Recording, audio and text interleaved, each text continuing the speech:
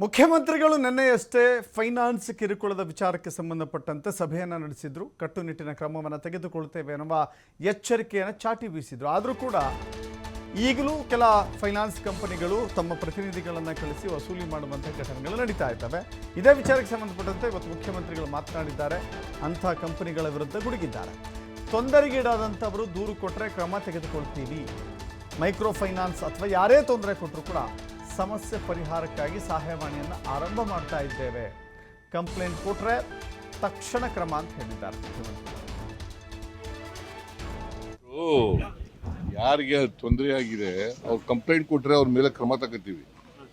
ಯಾರು ಇಂಥ ಮೈಕ್ರೋ ಫೈನಾನ್ಸ್ನವರು ಅಥವಾ ಮನಿ ಲೆಂಡರ್ಸು ಯಾರು ತೊಂದರೆ ಕೊಡ್ತಾರೆ ಅಂತೇಳಿ ಅದಕ್ಕೆ ಸಹಾಯವಾಣಿಗಳು ಮಾಡ್ತಾ ಇದ್ದೀವಿ. ಡಿ ಸಿ ಆಫೀಸ್ಗಳು ಕಂಪ್ಲೇಂಟ್ ಕೊಟ್ಟರೆ ಕೂಡಲೇ ಇಮಿಡಿಯೇಟ್ ಆಗಿ ಕ್ರಮ ತಗೊಳ್ಳೋಕೆ ಹೇಳಿದ್ದೀನಿ. ಅವರು ಯಾರಿಗೆ ತೊಂದರೆ ಆಗಿದೆ ಅವ್ರು ಕಂಪ್ಲೇಂಟ್ ಕೊಟ್ಟರೆ ಅವ್ರ ಮೇಲೆ ಕ್ರಮ ತಗೋತೀವಿ.